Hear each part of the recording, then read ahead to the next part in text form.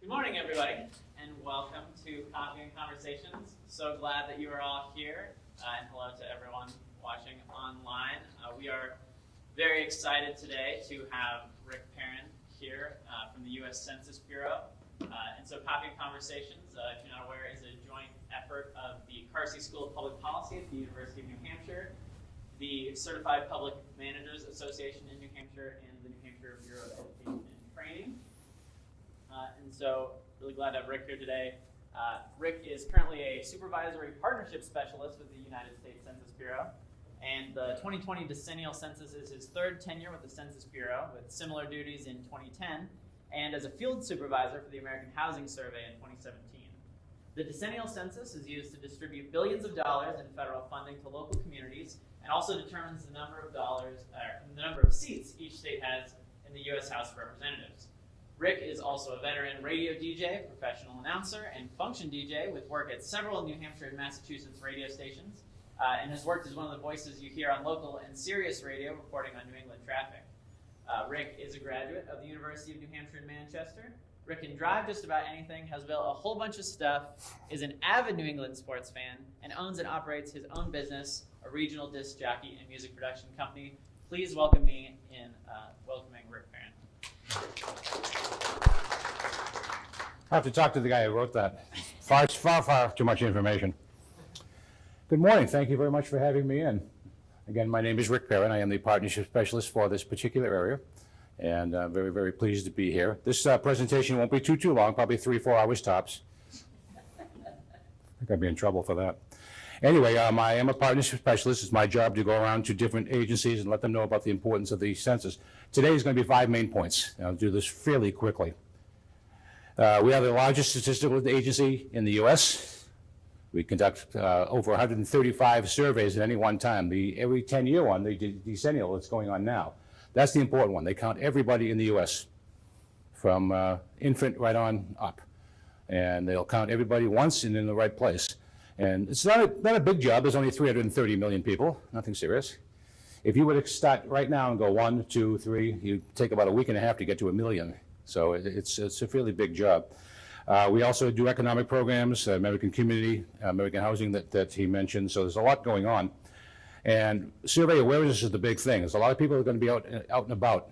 And if you suspect any kind of information that's wrong, there's a telephone number here that you can call, the fraud number, report suspected fraud. And they should not be collecting any money. They're not asking for donations, nothing political, nothing bank statement, no Social Security, anything like that. So if you do suspect any kind of information, you were asked to call that number. Oh, I do have to collect $20 from everybody.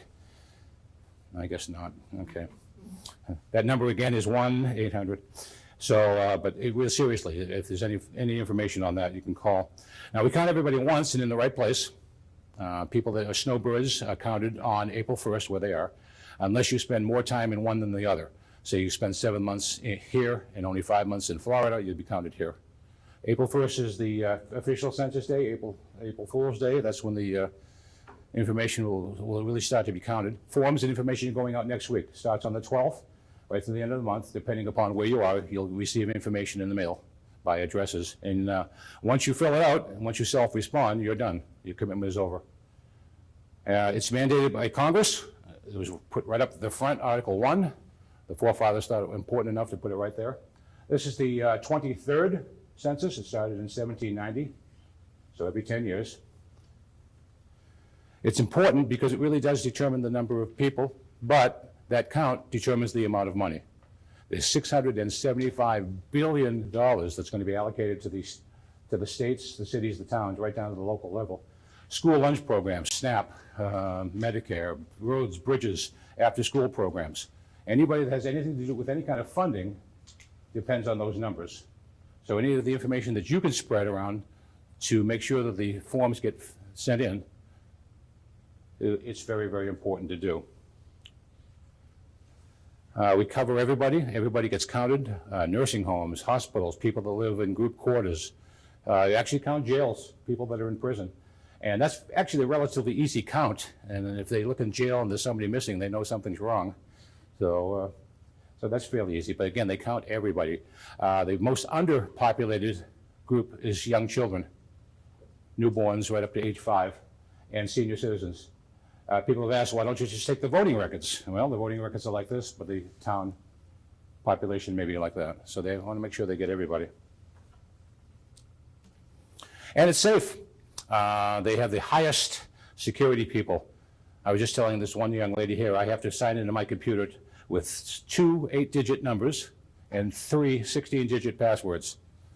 So we keep it very safe. If I break that vow that I've taken, and I did take a vow and an oath, I could see up to 5 years in jail and or $250,000 of fines. And quite frankly, I can afford neither.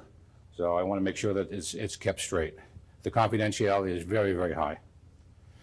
It's safe, it's secure. We have a great focus on cybersecurity. And the information that's sent via this information on the census, again, nothing personal.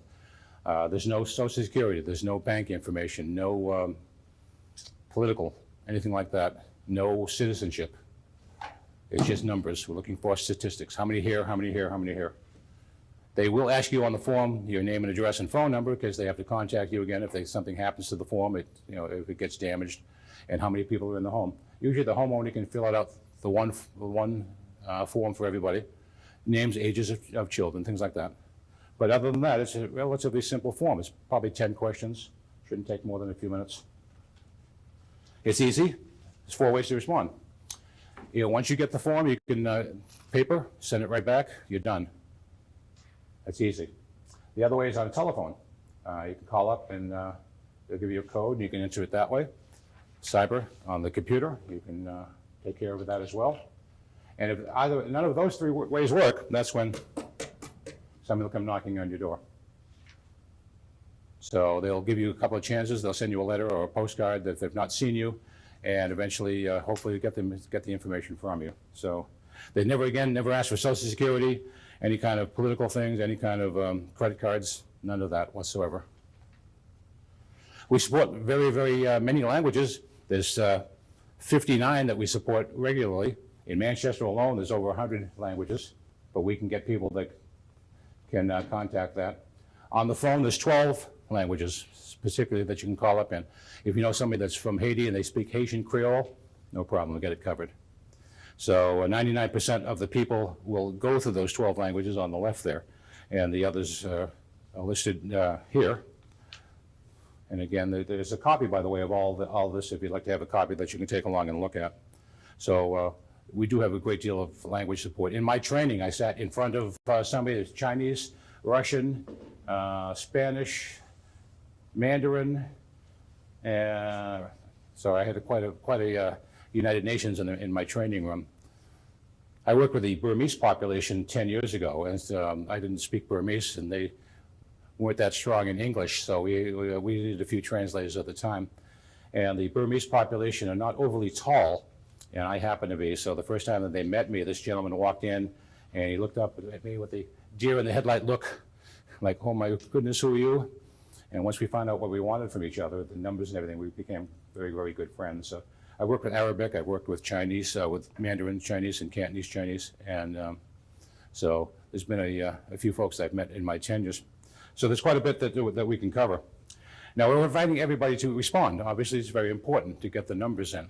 So the first thing, again, it's important for the money, it's safe, and it's easy. Those are the first 3 things. So once we get the people to respond, there's a schedule here that we're talking about right now. We're in the end of March. The information will be going out. If you're not able to do that right away, the reminder letter will go out, reminder postcard will go out, and then people will be knocking on the door. So it's if you don't want to be bothered, just please fill in the form and get it back in. Again, safe, easy, important. We cannot mention that enough. That's the thing that they really, really want people to know. It is safe, it is easy, it is important. You folks become the trusted voice. Everybody that I've had a chance to speak with, whether it's a small town, I was in Canada just the other day, to folks here. I did a meeting with a women's club up here in Manchester with 100 attendees.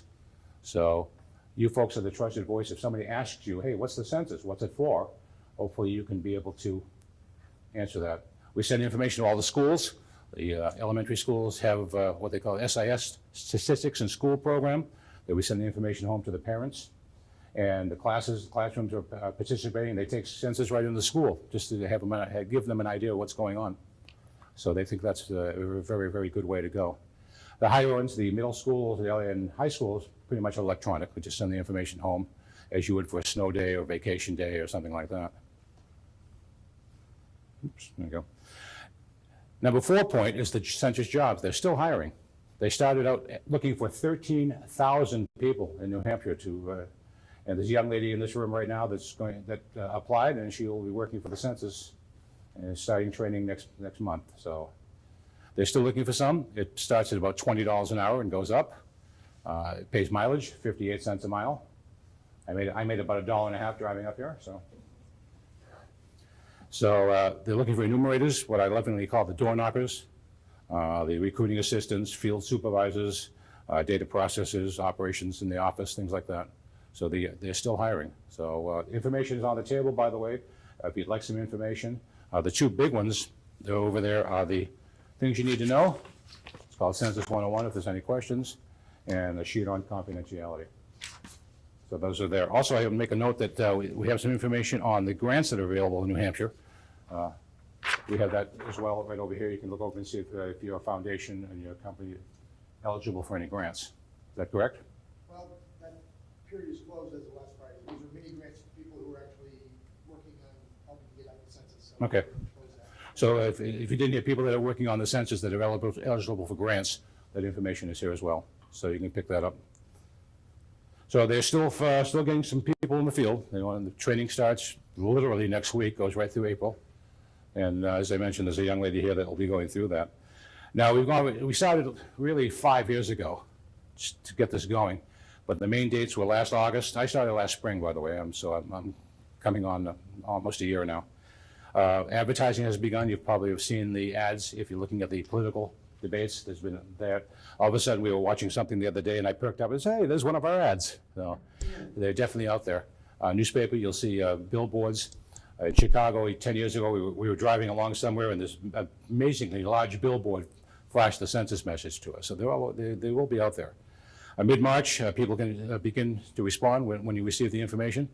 Again, it's depending upon where you are as to when you'll receive that data. Census Day is April 1st. April Fool's Day was a date to remember. And again, mid-May to the end of July, they'll be going door to door. By the end of the year, 2020, that's when we have to have the information ready and sent to the office of the president. And at the end of the first quarter next year, 2021, that's when the information and the money will be distributed. It also goes to congressional districts. The information helps form congressional districts. We have 2 representatives here in New Hampshire. Hopefully that will remain the same. We may get another one. Also voting precincts, things like that. So it does help right down to the local level. This next slide really doesn't pertain too much now because we're into March, but back in the beginning, we were asking folks to form complete count committees. And what that meant is a group would get together in a town or a department, fire, rescue, police department, and get together, and when they met, form this committee and talk about the census. We're to the point now that those committees are really ending because we're starting to send the information out. So they're into the next phase. So we had a lot of folks get started. They sent information out. They get a leader of the group. And again, they became the trusted voices in the communities and in their groups to let the information out to the public.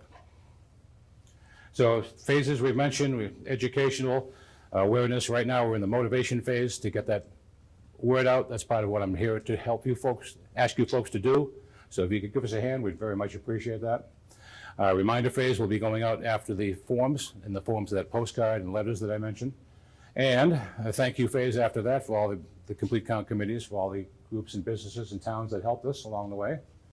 And of course, the big party will be held on, never mind. I wish they had a big party. How we support people. If you have a newsletter, if you have any information that you send out, we can give you the information. It's all free. If you, I can give you this much, but you may only need this much for your newsletter, town logos, anything that you want to print out. It's all available. It can be downloaded very easily. There's no trademarks or anything like that on it. You can use it. And it's, again, from now right till the end of July, this will be going on. So anything that you can do now would be helpful. You become a partner. A lot of folks have done that. Again, the CCC, a lot of folks did that. And any kind of opportunities that you have that would like a speaker, we can come and give you some more details. Any of your groups, Lions clubs, civic clubs, towns. I've had a chance to, the great honor to speak with a lot of folks. And businesses, if they need a quick speaker, that's fine. That's why I'm here as well today. So most of the information can be had by the census.gov. But anything that you slash after that, it can be partners, it can be jobs, it can be the materials, which is the blue line up here. So anything, start with census.gov and it should answer most of the questions. If you even describe the jobs, and you don't have to apply, you can just go in and look. You don't have to actually get anything. You just see what's there. Now, the fifth point is what they call Rome. This is a response outreach area mapper. And the government is wonderful for all these acronyms that we use. And everything is a tinsel, or it's an MQA, or it's an SSI, or it's a RCC, or something like that. So we have, so this Rome is something that you can go on right now, and any private computer, any home computer, anybody. It's not private, I'm sorry, it's public, any public computer. And you can go on right now and see the response rates that were projected for this area. Once the census starts next week, this information will go live. So you can actually go right down to your street and see how, oh, my street's doing pretty well. Oh, those people on the east side, they've got to get going. That'll be updated every day once the response is being turned in. So this helps communities greatly in the town so they can check their information. Again, you can look at anything you want. I went back to where I lived and look for that information just to see how my old neighborhood's doing. So that's, again, it's public. Yeah, anybody can go on. There's no trademark. There's no restrictions whatsoever. Again, it's census.com/Rome. So now what it gives on this Rome is everything from response scores to population to culture to income, anything that's on there. We chose this particular one with the yellow. It was part of Manchester simply because it's the biggest city in the state. And so that's available if you want to go on there. This goes way down. There's quite a bit of information on it, just more than what you see there. So again, they chose Manchester because it's the biggest city in the state. So if you do need any kind of information, we have a data dissemination program. Again, it's free. Opportunities for you to get out, opportunities for me to come and speak if you prefer. The last page I'll show you in just a moment is a way that you can download. It's on the back of that folder as well, that you can download any information. There probably will be more opportunities after the decennial is over. Again, there's up to 135 surveys going on at any one time. So I got a call last week. Hey, there's somebody in my neighborhood. What are they doing? Well, I looked it up, and they were doing part of a housing survey up in Maine. So they do quite a bit. Many are just regional, citywide, or statewide, but this is the nationwide. This is the big one. Again, 330 some odd million people that have to be counted. And it comes right down to the money, just like the movie. Show me the money. That's what it really means. And hopefully, once it's all over, we'll have a nice, bright, sunny end of the survey. Everything will be happy. Everything will be wonderful. Everybody will be smiling. And everything will be great. And again, if you need the information, you can contact us through any of the social media sites. Many are familiar with that. And if you need some information, the contact list is on that folder. And if you'd like a copy, I have several over here that you can take along with you. The partnership program, which I'm involved in, the jobs, the census.gov/jobs, and again, data dissemination if you need any kind of material that you'd like to share. I have a poster over there, if anybody would like that. Also, if you would like to get some information, I did not bring it in, I totally forgot. I have some water bottles and some stuff out in the car. If you'd like to, when I go out, I can give that to you. And that's about it. Again, make sure you have the information on the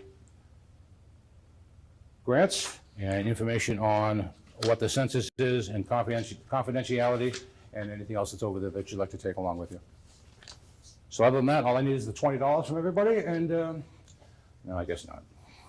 But seriously, thank you very much. And any questions, you can contact Jason. Jordan, I said Jordan. It was Jason last night. I'm sorry. It was Jason in Candia. And contact me, and we'll be happy to answer any questions, sir. Okay, I wonder if some of your scripts and other people's scripts are outdated.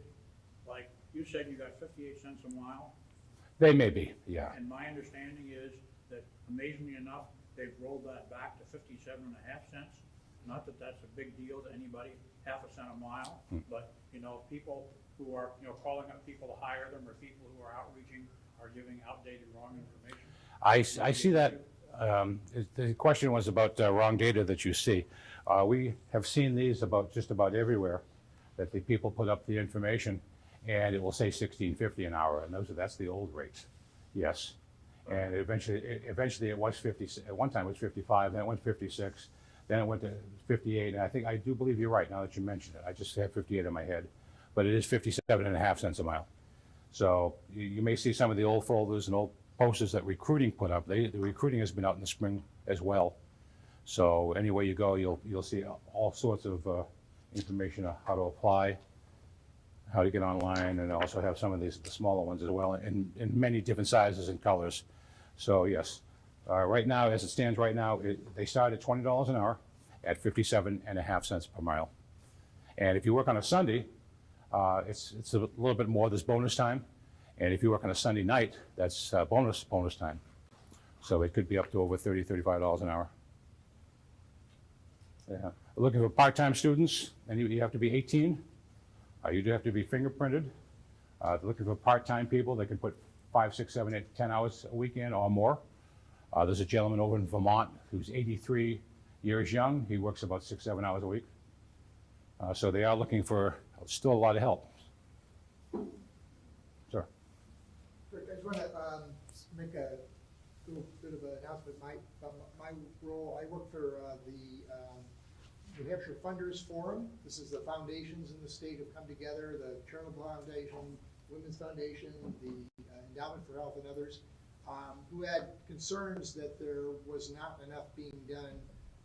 Our state is not allocating any money towards the census in terms of actually spending money on having the census effort that you see in other states, Massachusetts or other places, but have designated some great people at the Office of Strategic Initiatives, including Noah and his colleague Ken, who are working with complete count committees around the state. So we have a statewide complete count committee. That's correct. And then complete count committees around the state. So my job is basically to help support those committees. And the area that was most critical that we needed to really do a lot of work on was around the hard to count areas, and that includes everything from college students, so a big effort on college campuses, to children under 5 is a critical area that 2 million children were missed in the 2010 census. Area I'm spending a lot of time on is immigrants. The greatest amount of growth in the state of New Hampshire in the last 10 years have been immigrants who've come to this either That's from correct. other states or directly from overseas. It's a really important part of how New Hampshire is growing. But as you might recall, there was a citizenship question that was proposed for the census questionnaire. The Supreme Court ruled last July that would not be on the census questionnaire. So if you check out the questionnaire, you will not see the citizenship question. And you can go online and see what it looks like as well, too. It is available for you to view, so there's no problem in physically. They say once you go online at census.gov, you can look at all these things and simply just look. You don't have to request anything. You don't have to apply until you hit that blue button if you're looking for job information. So there's a great amount of fear in immigrant communities right now. There's also at this time, people might have seen this in the media, but a tactical squad from Customs and Border Patrol has come to the Boston area, and they're doing sweeps specifically in areas that are considered sanctuary cities. I'm not sure if that's something in New Hampshire, but so we've been working with 2 leading organizations who do work with immigrants in New Hampshire. They're going to be doing grassroots organizing, setting up special centers where people can come in safely and complete the census. I'm sorry. Yeah. That's the main message. He's absolutely correct. You want to make sure that they get counted. And it's not anything that will be affecting them. It's a different important issue when he's mentioning some of the things. Our important issue is just to get the numbers. And yes, there are some very, very other important issues on immigrants, on the way that, that they feel about the government, things like that. But our job is to get those numbers and to get as accurate as possible, again, because it comes right down to the funding. So if anybody has any questions, I'll leave some of my cards over there. The other thing that Rick referred to about grants, that's actually from George Washington University, and it's a detailed accounting of the 55 federal programs that, and the exact amount based on 2016 numbers of what New Hampshire gets for its allocation from the census. So it's about $3.7 billion annually that comes to the state. That's how the census determines a lot of things, including congressional seats and even our legislative districts and our executive council. But most importantly, are those 55 federal programs that we get money from. And for every single person that's not counted, it's about $3,700 per year. So getting this count, having it accurate, we're growing as a state, we're diversifying as a state. We have to meet the challenges of not only 2020, but 2025, 2030. And in order to do that, we need to count everyone, as Rick said, once and in the place that they're at. So please encourage your friends, your neighbors, right. who know immigrants are here, to not be afraid. The data is safe, the data is protected. As Rick said, there are big fines for violation of those data secrecy laws, and everything we can do to get people, first of all, online, but then if the enumerator has to knock on your door to let them in. I know there's a lot of fear around coronavirus and stuff, but I'm sure the Census Bureau is going to take great precautions, and if we don't get this count up to where it needs to be, then we all suffer. So, And to remember, the count counts for 10 years. So the next one that'll be 10 years from now. So 5 or 6 years from now, and the funding runs out. Well, did you fill out your census? Well, no. And as he mentioned, the way that the things are in the world now, if you can get online, safe, much safer. On the telephone, much safer. Even paper and mailing it back, as opposed to having somebody. Now, some people prefer people coming to the door. That's fine. If they want to come in, that's perfectly all right as well. It's just easier, quite frankly, cheaper to have it done by the computer and the telephone and mail. So once we get the numbers up there, and it does go for 10 years, and it affects just about everything that deals with funding. Any kind of towns that fix their bridges and their roads, any kind of programs, lunch programs, after school, sports, Section 8, SNAP. I mean, there's a slew of them. And I've talked to a lot of folks in those areas. So again, there's a copy if you need this information on the desk over there. Also copies of the confidentiality and Census 101 gives you the idea of what's going on. And of course, information about the grants as well. So help yourself. I get a question just about New Hampshire specifically. Are there any things about enumerating in New Hampshire that are different or present unique challenges versus other states? Or? Yes, as a matter of fact, there are. There are certain groups, and probably every state as well, that prefer not to deal with the government in any way.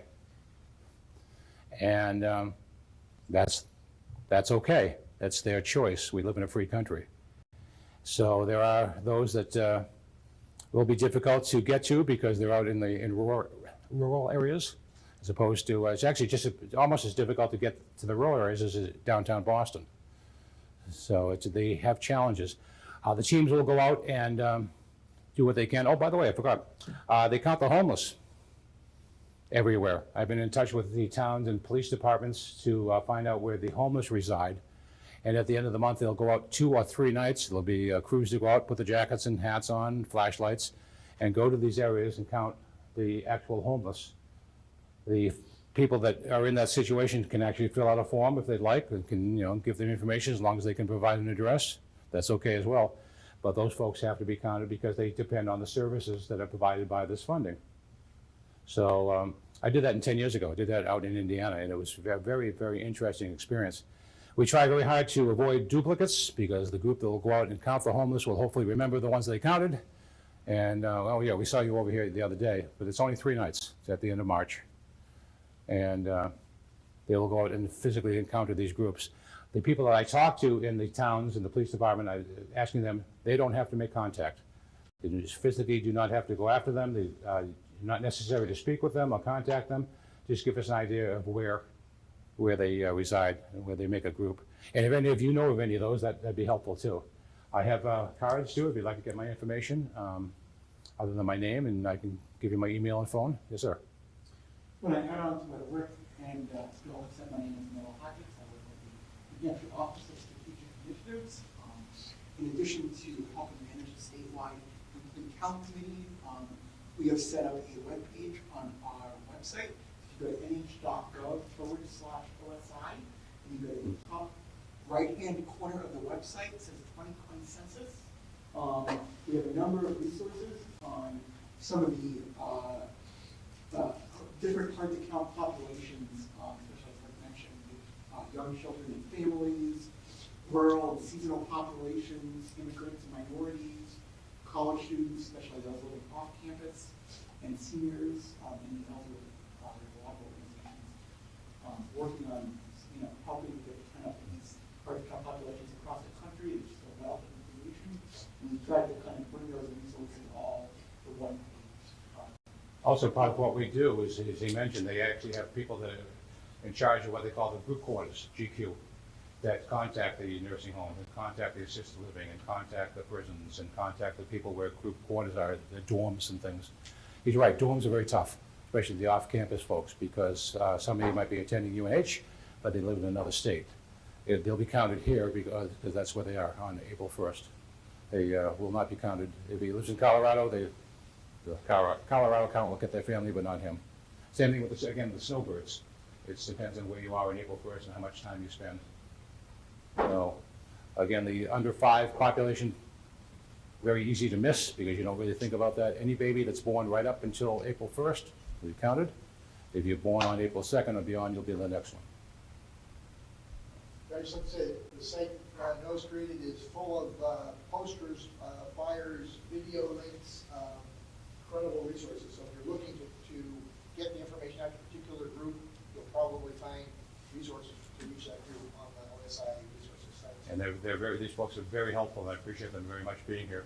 So contact them, contact me, and we'll get you the information that you need. And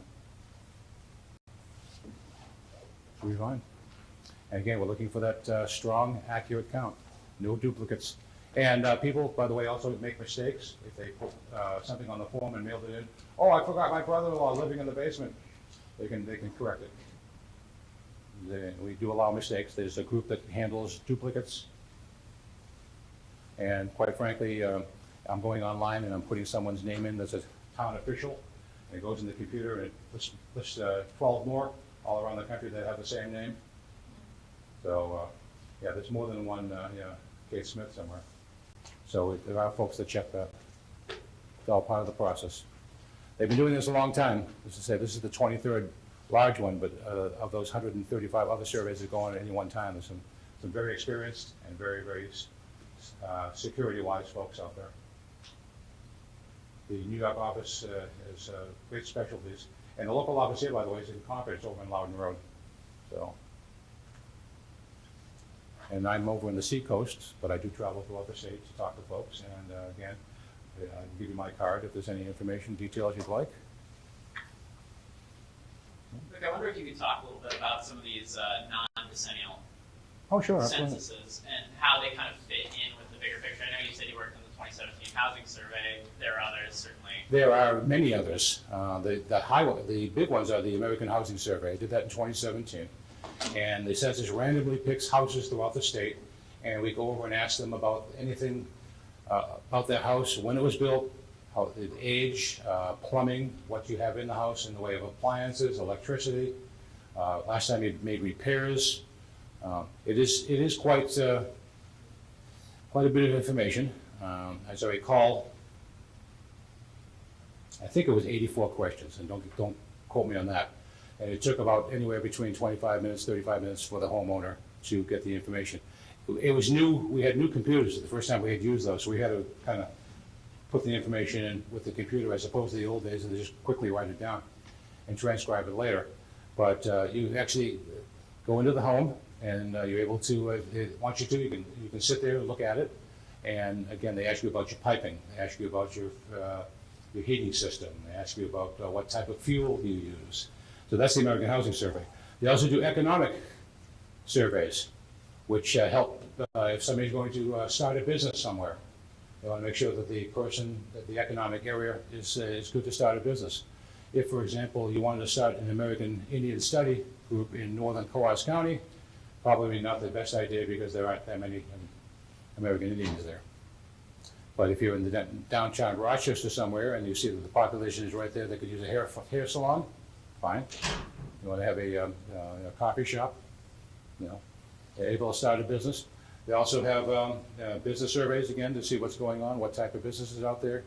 And so there's quite a variety. Again, it's, I could spend the next 3 days going over the difference in the 135, but there's always a survey going on somewhere. The personal information forms are still not released for 75 years? It's 72 years. 72 years. 72 years.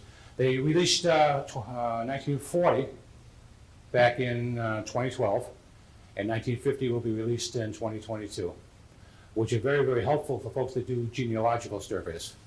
My wife is getting into that, and she found her parents where they were living in New Jersey at that time. They found her name and all the relatives. I won't be on the 1951 yet, so I'm not.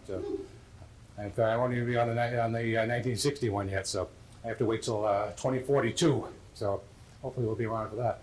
But my older relatives will be there in 2 years, my parents, and so we'll. But genealogical data and research is very, very big. Two of the largest areas really that I worked in was one in Indiana, Fort Wayne, Indiana, where I lived, and New York City has a very, very large, and also the Mormons in Utah. So those are the three largest genealogical survey centers that you can go and get the information. But most major libraries can get online and attach you to that. But yes, you're right, 72 years. And again, safety and security. Things happened back in the early 60s that they've kept the data until a certain time passes, then they can be released. So same thing. Let me see, what else? That's about it. Let's see, we contact everybody and we get people out to do this. It goes till the end of July. The information is put out to the end of the year, and the money will be formulated next quarter, the first quarter of next year. So it's important. And they've drummed into us, and everywhere I go, it's important, it's safe, and it's easy. And it really is. And then, of course, then the jobs, and then the room. So if you have a chance, go on Rome, take a look at what's there now with their projected rates. And next week, once the forms go out, that'll change every day. They'll be updating that daily. We'll be going live from the Census Bureau. Okay. Can I just have one more? Sure. Is that, as you said, everybody will be should be receiving their letter in the mail beginning tomorrow or next week, whenever, but if you don't receive a letter or you don't want to wait, you can go to my2020census.gov. That's right. And start, as of tomorrow, inputting your information on the form. Simply just with your address. Yeah, it starts on the 12th. That's correct. And again, the mailing, depending upon where you are, sometimes a little further away may take a few extra days, but you'll definitely be receiving something in the mail. In fact, as an employee, it's funny because I get things in the mail too. Last week, I got a little postcard that said, don't forget, a couple of weeks before that, I got something else, and that's just part of the deal. We work with the addresses, with the post office. They get the information from previous surveys. 2017 information was put in. Also, anybody that has deliveries, they get the information. So that information is shared as to where it should go, but it's not shared anything personal about your income, about your social status, your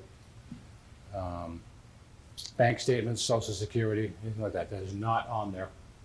It will not be shared. But it's just numbers, looking for statistics. How many here, how many there, how many there? And again, working with the Burmese population and working with some of the immigrant population, and yeah, they're worried. They hear the term government. But that is a different area than what we're concerned about. Yes, it's a very important area, but we're concerned with our area. I also want to put up the libraries around the state have been great. Oh, The yes. Hampshire Library Association is been working to make sure libraries are open and available. The library said something earlier, areas of getting involved in the fleet plan committees.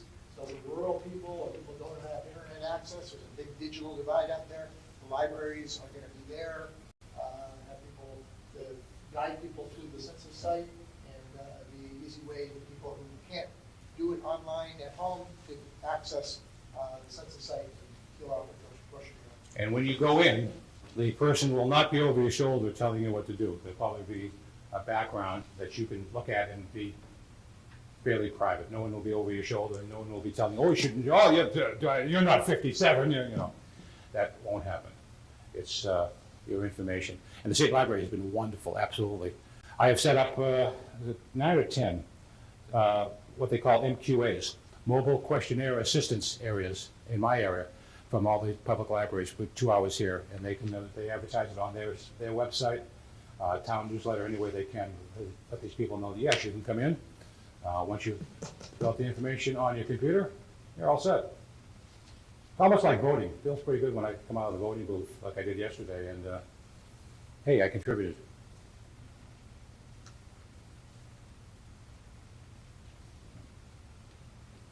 Awesome. Well, thanks everybody. Thanks so much, Rick, for being here. If there are no more questions. And again, if you need some information, please take what you need. There's plenty of stuff over there. And if you need my card, I'll give you one of those if there's any questions. Anybody can call me, by the way, if there's any kind of, as I say, check with the library and check with us. Who'll hopefully give you the answer. One of the funny thing, when I was at my office out in Indiana, I was in a metal building with a metal office in the middle, and I had to do a computer report every day, and I didn't have a signal. I had to walk out in the office and hold my computer up so they could get the signal. But we had posters in different languages, and I had a couple in my office that if somebody would come in and ask me a question, I'd point to the one that was in totally a different language, like Korean. I said, "There's your answer right there, no problem, if you can understand that." But again, we'll try to speak to the person in the language they know.